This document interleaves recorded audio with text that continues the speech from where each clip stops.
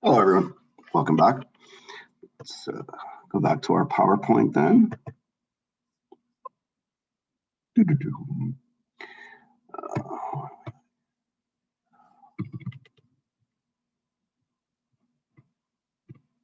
we go.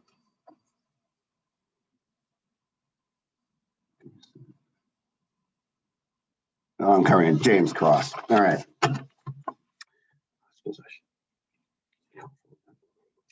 Okay, guys. So back to the second part of the lecture here. We're going to deal now with what was called the October Crisis, okay, which was a specific period in October 1970, okay, when the FLQ was most notorious. And anyway, you'll get it. The October Crisis was really the FLQ's grand finale, okay? So whatever your feelings about what comes next, one thing is absolutely certain.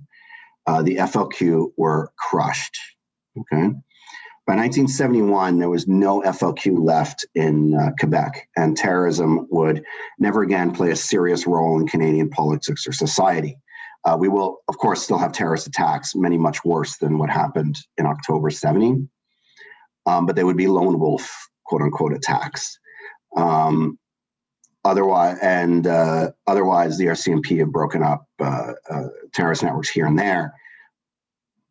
And so we've never had in Canada a serious network of organized terror like we did with the FLQ.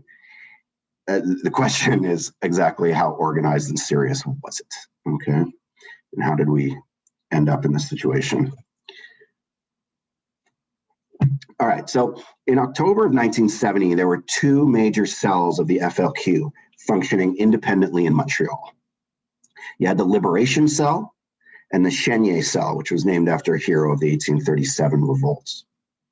On October 5th, 1970, the Liberation Cell of the FLQ kidnapped James Cross, the British Trade Commissioner in Montreal, by posing as deliverymen, entering into Cross's home and forcing him out at gunpoint. They took him to an undisclosed location and released a series of demands. Okay, so their demands were 1, 23 FLQists be released from prison. 2, the publication of their manifesto. 3rd, a plane to take them to either Cuba or Algeria. And 4, $500,000 in gold bullion. So to no one's surprise, the federal and provincial governments said, no, we're not negotiating. Though they did say that there was a willingness to do so if the demands changed. As an aside, it appears that Cross was actually their second choice of target. The guy they really wanted was the US consul, but that plot was foiled in June. And there had also been an earlier attempt to kidnap an Israeli consulate official, but that too was foiled. The FLQ manifesto became the revolutionary document of the movement, and mercifully, it was rather short and easy to read compared to some of the manifestos that were put out at this time. The key paragraph is the second one, and I quote, "The Front de Libération du Québec wants total independence for Quebecers, united in a free society and purged for good of the clique of voracious sharks, the patronizing big bosses, and their henchmen, who've made Quebec their private hunting ground for cheap labor and unscrupulous exploitation." The manifesto then goes on to detail what they feel are a series of injustices committed against the French people by Quebec by the English. It uses a homophobic slur against Pierre Trudeau. Some of the demands, in my view, or some of the interpretations, in my view, are fairly reasonable, but others stretch the truth quite a bit. On October 8th, as per the FLQ's demands, the entire manifesto was broadcast, was read aloud over CBC radio in French and English. So they got that demand met. On October 10th, the Chenier Cell, okay, so this is the other one, not the one that kidnapped James Cross. The Chenier Cell kidnapped Quebec Minister of Labor Pierre Laporte from his front yard where he was tossing around a football with his nephew.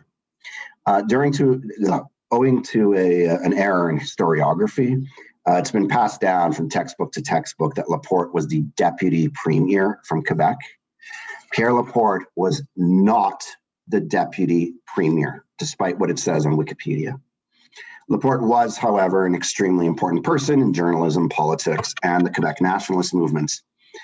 As a journalist, he had written nationalist editorials for Le Devoir.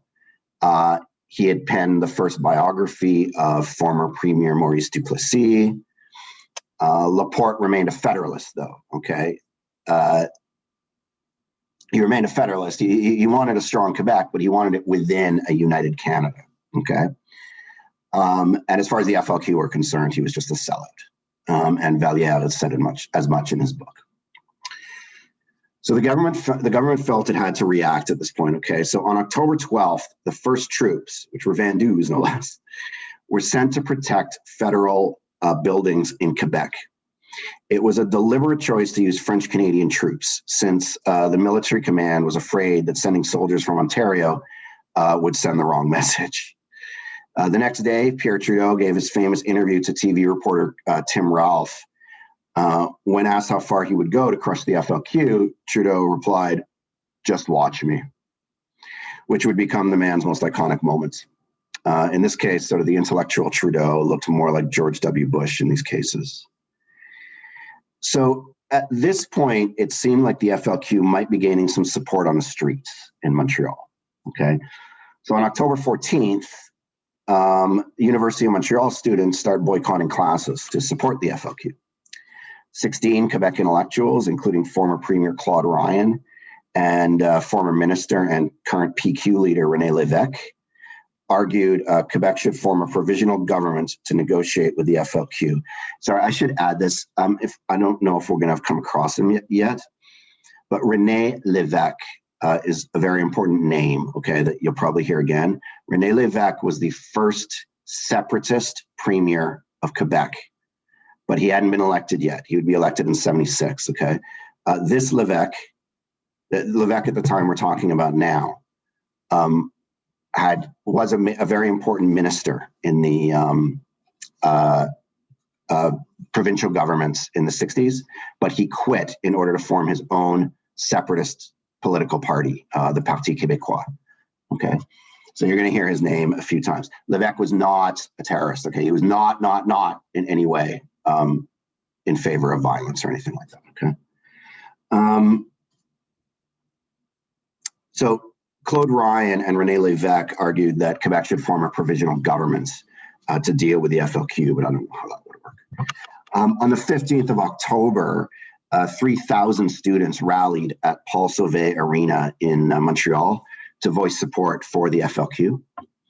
Labor leader Michel Chartrand announced that support for the FLQ was rising, and he said, quote, "We are going to win because there are more boys ready to shoot members of parliament than there are policemen," end quote. Meanwhile, in the Quebec legislature and Quebec's National Assembly, the Quebec government requested the aid of the Canadian forces. And importantly, and I really want to stress this decision to call the Canadian forces in was agreed to by every party in the Assembly, including the nationalist and separatist parties, okay? Arguments later from separatist politicians, it was all done over their head, is a pile of crap, okay?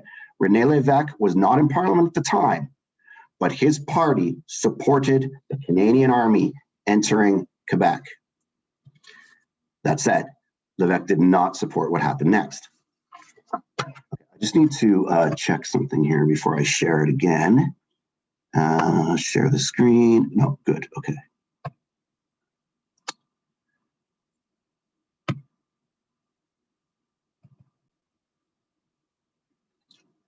Okay, so here's Trudeau being interviewed by Ralph. In the kind of society that you live in. Well, there's a lot of bleeding hearts around who just don't like to see people with helmets and guns. All I can say is go on and bleed, but it's more important to keep law and order in this society than to be worried about weak-kneed people who don't like the looks of a soldier. At any cost? At any cost? How far would you go with that? How far would you extend that? Well, just watch me.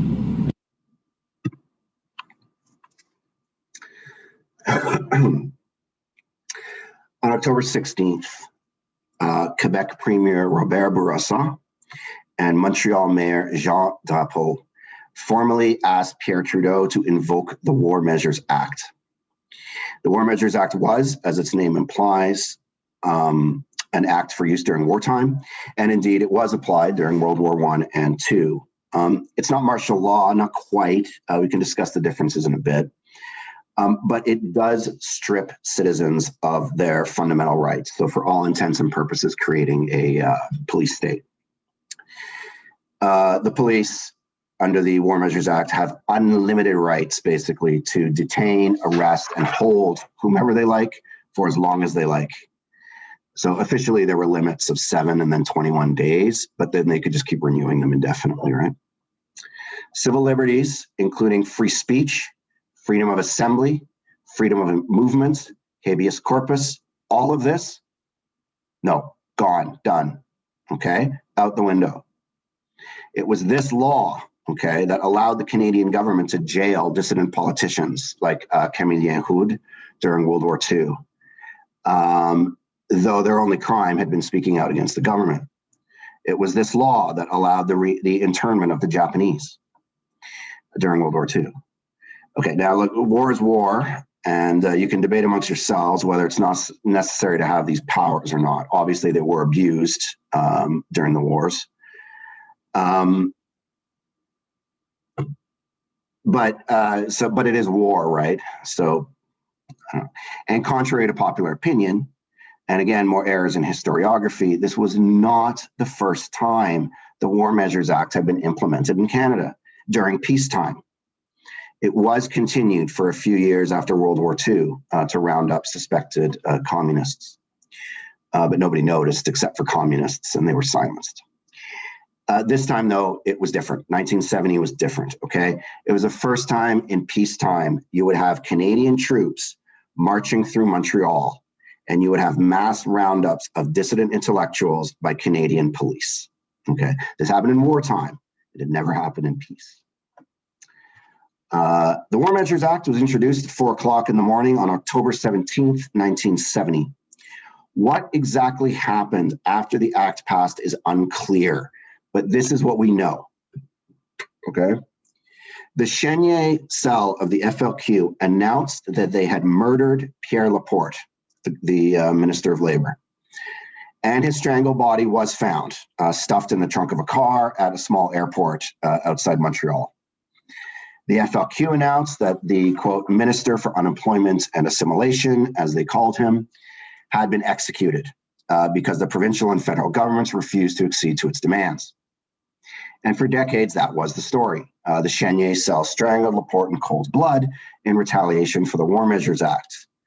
But in 2010, a declassified police report was leaked to Radio-Canada. And it appears, according to this report, that Laporte may have been actually accidentally killed while he was trying to escape. The point was not to execute him, since the FLQ would know that it would turn most Quebecers against them. Regardless of what actually happened, the FLQ did decide in the end to claim, so not in the end, they decided right away to claim the death as their own, as a political execution. Okay, and they handed the body up to prove that they were serious. Obviously, at this point, fears for James Cross's safety became paramount, and the Liberation Cell had no intention of murdering Cross unless they were raided. He was worth much, much more to them alive. So here we have some pictures. Now, to the best of my knowledge, no Canadian politician has been murdered, assassinated in the 20th century, except Pierre Laporte. Now, I could be wrong about that. There were some in the 19th century, but I don't believe in the 20th century there were any political assassinations in Canada of government members, apart from this one. So there's the, so you'll see here is the trunk of the car where they found Laporte in a place called Saint-Hubert Airport, which was just a small private airport outside the city of Montreal. And here you have his funeral, the flag-draped coffin, and the crowd outside Notre Dame Cathedral in Montreal. All right.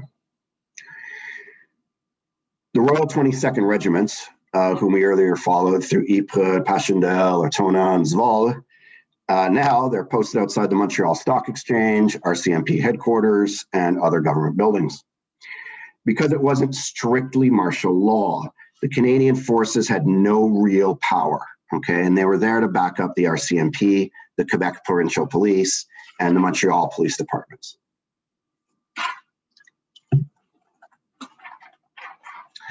Through the whole crisis, no Canadian soldier saw any kind of action. The only casualty was one poor guy who tripped over his rifle and shot himself in the head. All the arrests and interrogations were done by the police.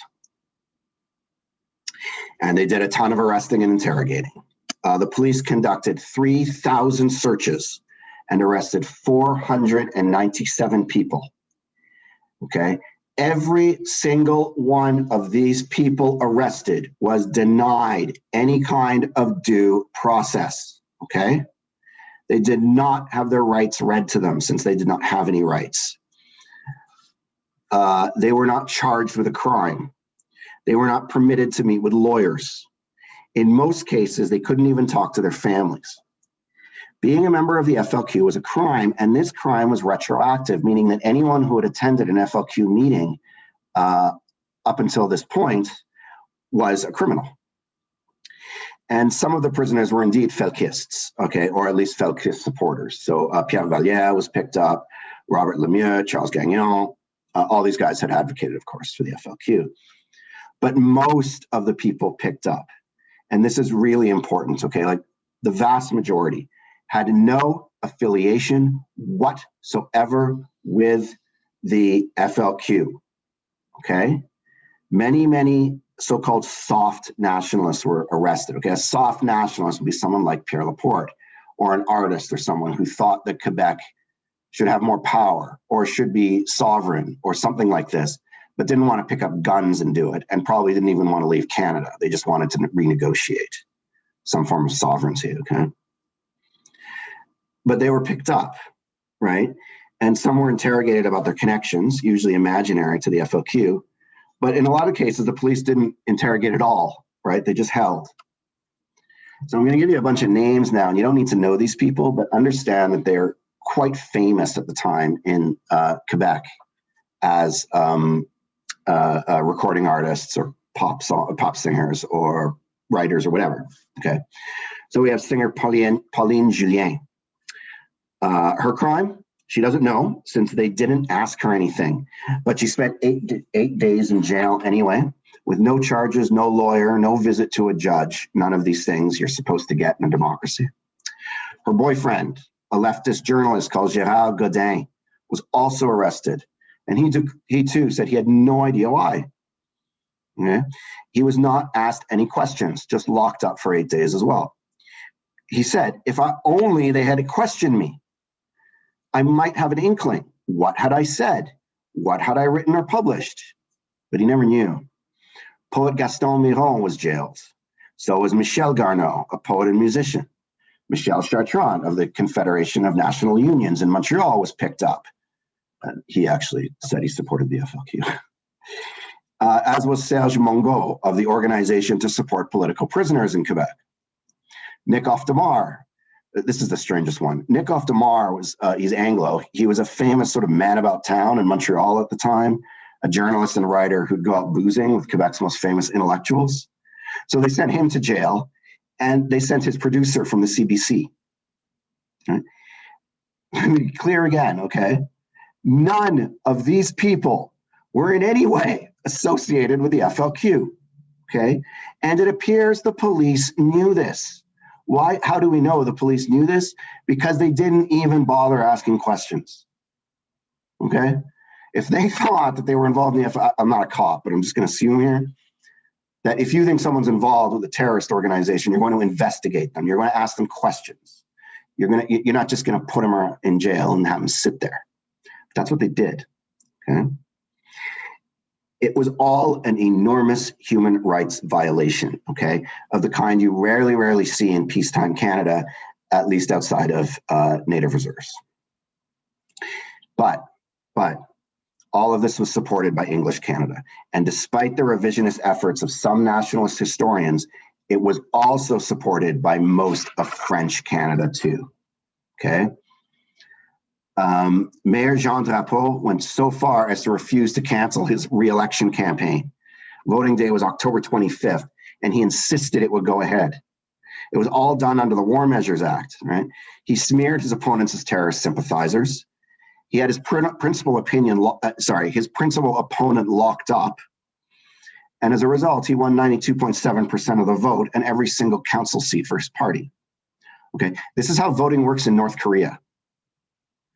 René Lévesque and the PQ would go on to oppose the War Measures Act, even if they had initially approved of sending Canadian troops, okay? But their opposition was, I found, very half-assed, okay? To the question of, I wonder how much they really opposed it at all, right? Then there was the rest of the country, okay? Though the War Measures Act was meant for Quebec, it was applied across Canada, coast to coast to coast. For most Canadians outside Quebec, it wasn't really much more than something to watch on TV and complain about. No one was rounded up outside Quebec, though they could have been. Where the trouble came outside Quebec was mostly on university campuses and in student and radical newspapers. So at my alma mater, the University of Victoria, so there's literally the farthest campus from Quebec you can get in Canada. The police raided the student newspaper, the Martlet. I used to work there in the 90s. This was in 1970. And the RCMP raided it in 1970, and they walked out with what's called the flats, which at that time, and when I was there, are the originals of the newspaper. Okay, they're basically just cardboard with the newspaper printed on it, and you run off copies from that cardboard, okay? If there's no flats, there's no newspaper. So the RCMP just walked out with them, right? And when they asked, well, what's the charge? The RCMP laughed and said there wasn't any charge, but if anyone gets in their way, they will arrest them. They didn't. This happened in campuses across Canada, but especially in British Columbia. I don't know if you guys know anything about BC politics. We may yet cover it, but for decades, BC was run by this right-wing lunatic named Bill Bennett and his Social Credit Party. Bennett illegalized praise for the FLQ, had already been legalized, and tried to have teachers fired for showing any kind of support for it. There's no evidence there was any. It didn't come to much. Whether the War Measures Act was right or wrong, it was extremely popular. By December 1970, while the act was still in force, 89% of English Canadians and 86% of French Canadians supported it. This was not the conscription debate, and there were no two solitudes here. The overwhelming majority of French and English Canadians both agreed the War Measures Act was an appropriate way to solve the problem of terrorism in Quebec. And it had been the most appropriate way. Keep in mind that this survey is being taken about a month after the majority of trouble.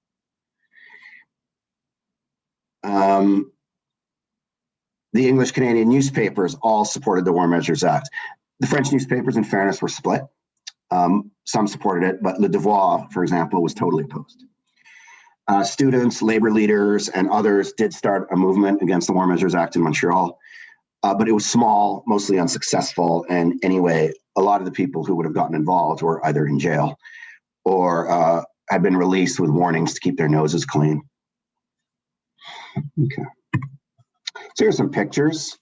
So you see over here, we've got a tank with this big machine gun on the top rumbling through the city of Montreal. It's an incredible picture. I always think it's Belfast when I see it.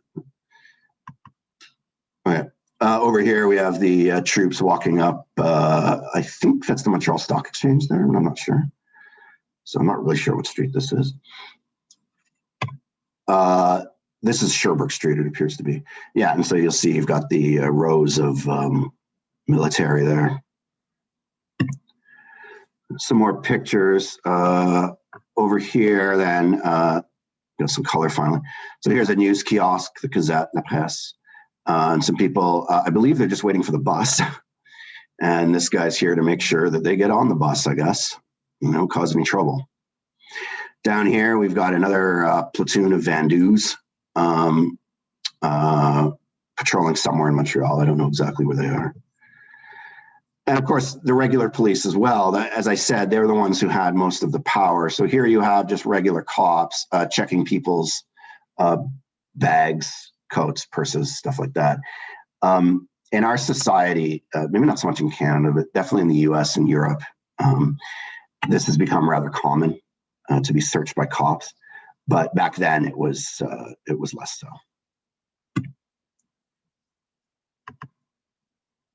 Okay, let's finish up. On December 4th, James Cross was freed by the liberation cell of the FLQ after 62 days in captivity. In return, the kidnappers were given safe passage to Cuba. At the end of the year, Paul Rose, Jacques Rose, and Francis Simard were arrested in St. Luc and charged with the kidnapping and the murder of Pierre Laporte, for which they would be sentenced to 20 years each. In January 1971, the War Measures Act was lifted and the troops returned to base. The FLQ was never heard from again, apart from a few punks with spray cans. So was it worth it? Well, it depends how you view things. On the one hand, the War Measures Act was enormously popular. So was lynching in Alabama. Just because something is popular doesn't mean it's a good thing. Whether Laporte was killed because of Trudeau's declaration of war measures is still unclear, and we may never know. But most importantly for Trudeau, Bourassa, Drapeau, and everyone else involved was that the War Measures Act, as far as they're concerned, worked. Okay? Where was the FLQ in 71? They were either in jail or they were learning to do the Mamba in Havana. As I said at the beginning, there would never again be a major organized terrorist movement in Canada. On the other hand, many Quebec sovereignists felt this was Ottawa's final and ultimate betrayal. I use the word betrayal a lot when it comes to French Canada. In hindsight, there was no need to bring the army out and no need to declare the War Measures Act. The active FLQ in 1970 was about 35 people. All right. Most of them dumb college kids and petty criminals with no idea what they were getting themselves into. And that's 35 in total. Between these two cells that did the kidnapping, we're looking at maybe 10. There was no apprehended insurrection. Okay. 35 dumb punks does not equal a revolutionary army, even if they're armed and they take prisoners. That's a criminal street gang. Police operating within Canadian constitutional law should have been able to catch them. And indeed, it was straight up police work and government negotiation that ended the crisis and freed James Cross. For nearly 500 Quebecers imprisoned by the federal government for no reason other than they sang songs of the French nation or French people, this would not go unforgiven. Many soft nationalists became hard nationalists after 1970. The federal government had acted like a colonizing master, not a participant in two equal nations. The War Measures Act was an excuse, not just to destroy the FLQ, but to smash the independence movement once and for all. If that was the goal, to smash the total independence movements, it failed terribly. 6 years later, René Lévesque would be elected premier. 6 years later, in 1976, Quebec would have a separatist government led by René Lévesque. Pierre Trudeau, meanwhile, was cast by many Quebecers as the ultimate Negro king, an Uncle Tom who would happily sell out his own people if it meant holding on to power. And from that point on, Trudeau was deeply unpopular throughout French Quebec, but especially among sovereignists. If the Liberals kept getting elected there, it was because of an absence of a viable federal alternative. Many Quebecois today still hates Pierre Trudeau as much as any Alberta cowboy. So I leave the question to you from the beginning of the beginning of this lecture? Was it worth it? Was it right? Was it necessary? Can't answer these questions for you, okay? And historians have been arguing them for decades, but they are issues you should think about when it comes to Canadian history. Thanks.